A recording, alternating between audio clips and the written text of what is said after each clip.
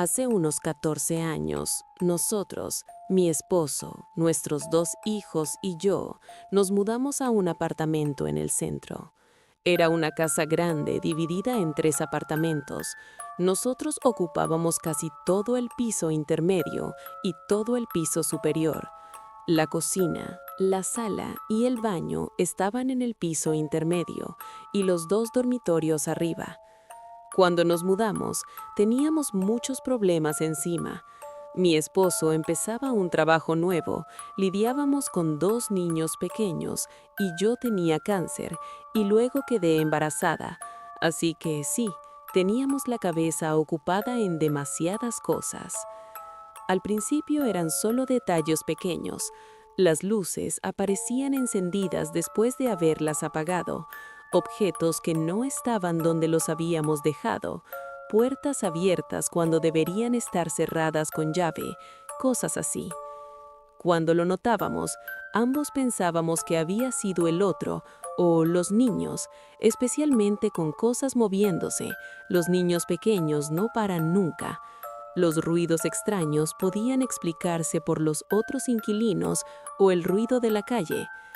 Cuando mudamos a nuestro hijo mayor al otro dormitorio, las cosas empezaron a empeorar. Él odiaba estar allí, pero pensamos que era porque estaba acostumbrado a dormir con nosotros y le molestaba el cambio. Además, tiene necesidades especiales, no entraré en detalles, y yo creía que la intensidad de su reacción tenía que ver con eso. Lloraba, gritaba, intentaba salir.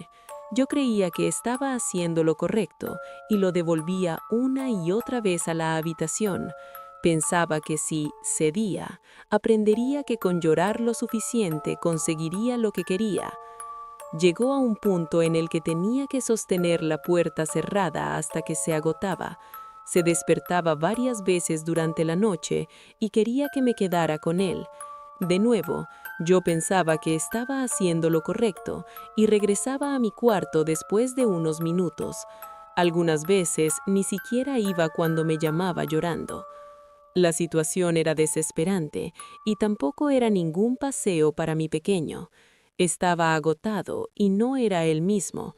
Intenté animarlo diciéndole que ahora tenía su propio cuarto y que su hermana todavía dormía con nosotros, pero no funcionó.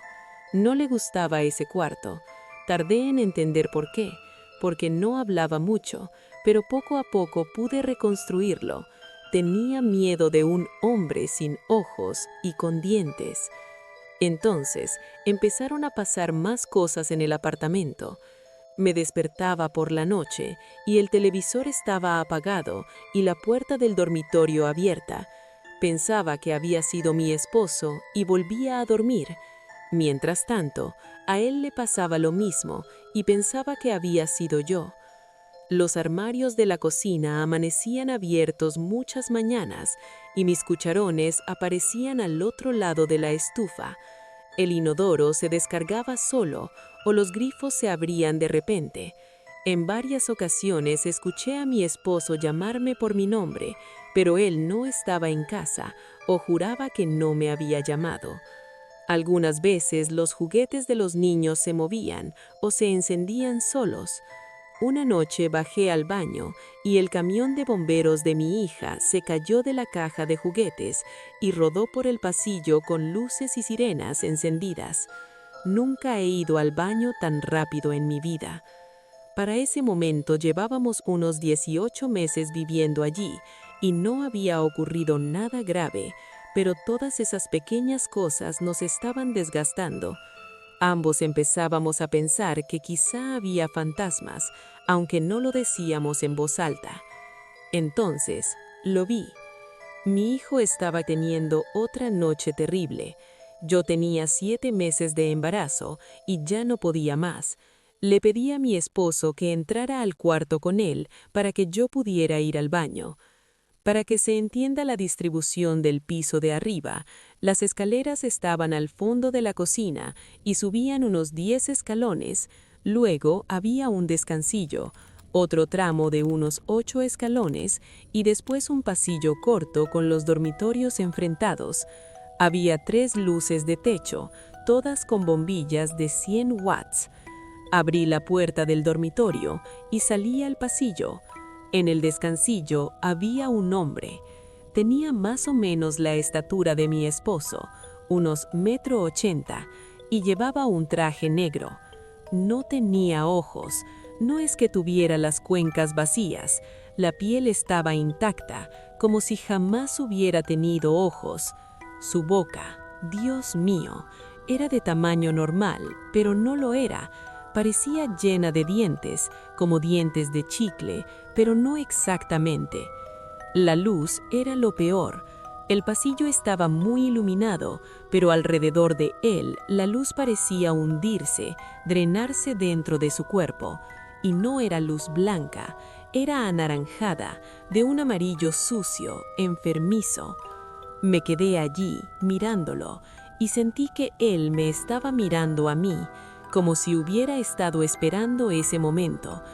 Estaba tan aterrada que casi dejé de sentir miedo.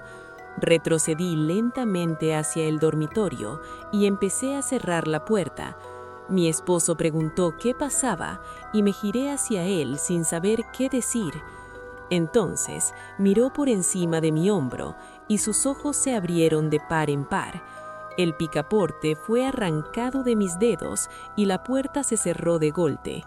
Él dijo que vio una sombra pasar frente a la puerta y que empezó a sudar. Sudaba tanto que parecía estar bajo la ducha. Dijo que sentía que debía salir al pasillo, pero que tenía pánico.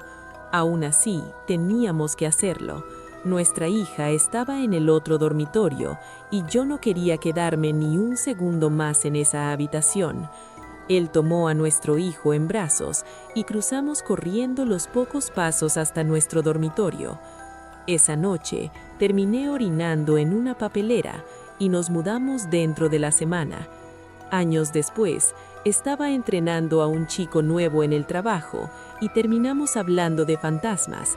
Le conté esta historia y al final me preguntó dónde había sido. Se lo dije y se puso pálido. Un amigo suyo estaba alquilando ese mismo apartamento y él se quedaba allí de vez en cuando. La mayoría de las mismas cosas estaban ocurriendo, aunque ellos no habían visto al hombre. No le gustaba el dormitorio que había sido de mi hijo. Decía que siempre sentía pánico allí. Todavía me siento mal por haber obligado a mi hijo a quedarse en ese cuarto. ¿Quién sabe qué pasó o qué pudo haber pasado? Siento que aquello disfrutaba del sufrimiento y odio haber sometido a mi hijo a eso. Nunca pensé automáticamente que fuera un fantasma o un hombre ciego malvado con dientes de chicle. Nunca asumes de inmediato que el comportamiento de tu hijo tenga algo paranormal detrás. Aún así, sigo sintiéndome mal por eso. La casa ya no existe. Se incendió hace 3 o 4 años. Ni siquiera me gusta pasar por el terreno vacío, como si algo pudiera seguirme. Fue la experiencia más aterradora de toda mi vida y, salvo ver a morir a alguien frente a mí, siempre lo será.